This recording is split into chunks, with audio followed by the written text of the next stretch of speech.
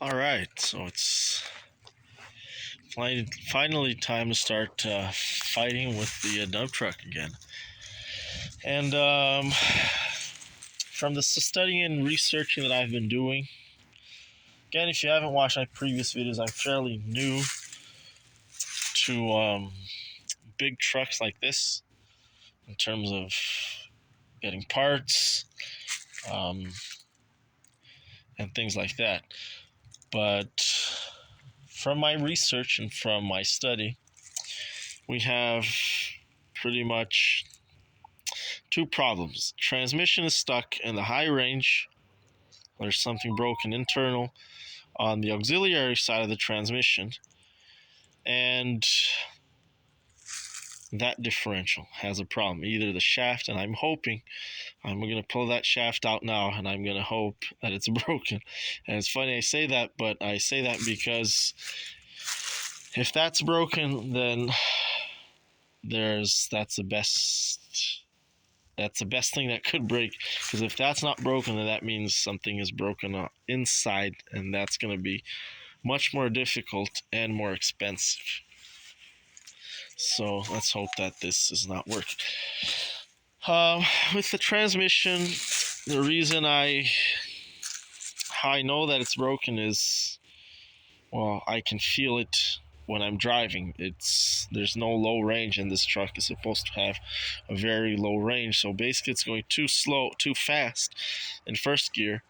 I had previously bypassed the range piston, which is a piston that shifts the high and low range, and the piston would move, the arm would move, but nothing would happen on the transmission. So that must be the problem there. I might get just a whole used transmission. It's nice to have a spare anyways, and maybe upgrade to something like a 15-speed that we have deep reduction, which is probably what I need here. I'm thinking that this truck was geared for highway use and not really the off-grid stuff that we're doing here. But the reason that this whole problem started is that the transmission uses air, and it requires a minimum 60 psi to operate. And then unfortunately, while I was driving and while I was loaded on the top of a very steep hill, this fitting here had broken off. As you can see, that's a new brake unit. That's the old one. That's the new air brake unit. And that fitting had broken off. It's already replaced, but that fitting had broken off, which caused all the air to leak out. And combine that with the compressor not putting out enough air, that caused the air to leak out of the transmission, the entire truck.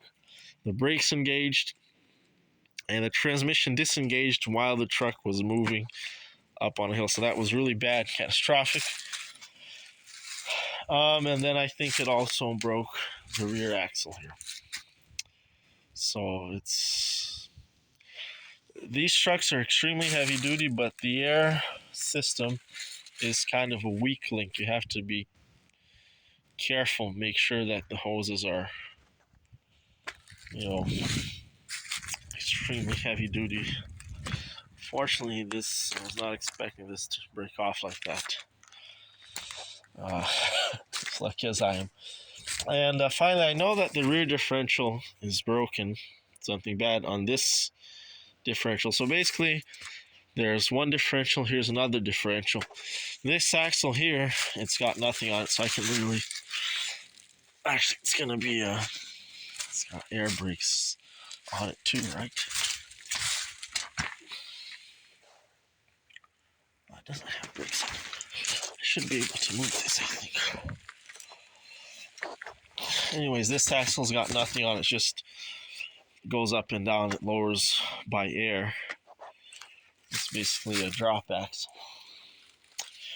But these ones, as you can see, have the differential. So the truck is kind of a 4x6 in a way. But as you can see, these tires look fine, and these ones are all scratched and,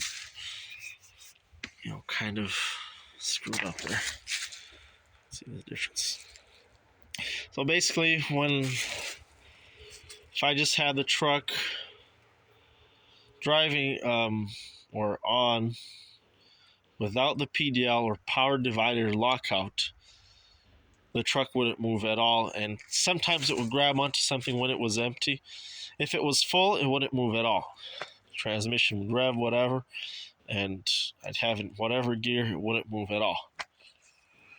And then I came under the truck, looked at the drive shaft, and the drive shaft was spinning. So if the drive shaft is spinning, that means engine power is going to the transmission, then to the drive shaft, and the problem is here. If the drive shaft wasn't spinning, then we'd know the problem is in the transmission. We still have a problem in the transmission, but it is just in the or the low range, just that shift. You still have the high range, which is how I drove it here, which is really bad, but I got it here. And then when I engaged the power divider lockout, the truck would actually move. That's the only way it would move. But unfortunately, because it was in high range, the tires would spin too fast, and it would really scratch it because I was driving it on stone. And as you can see, the same thing on this side. It's nice, and over here you can actually see there's a part where it actually ripped bits of the tire off, which is, I might actually have to replace that tire there.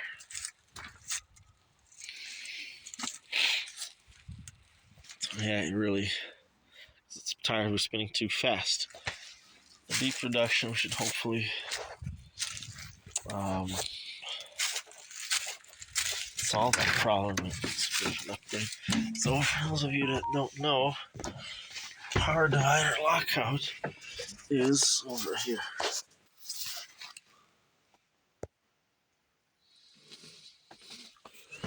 And I always get confused. Is it in? Does that mean that it's engaged, and out? That it's out of engagement, or is it locked out? Like it's locked. So, but anyways, that's and then I will have to replace, rebuild, or add an air compressor pump because it is taking too long to fill up, and I only get a few pumps worth of braking. So these are air brakes, and I can only step maybe 10 times on the brake pedal before it trains out of air, and then the truck begins to lock.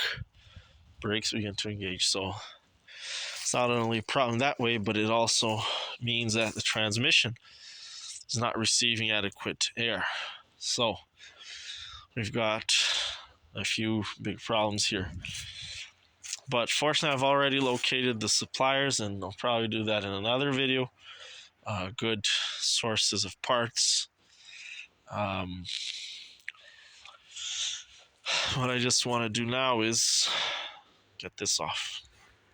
So I'll see you in the next video.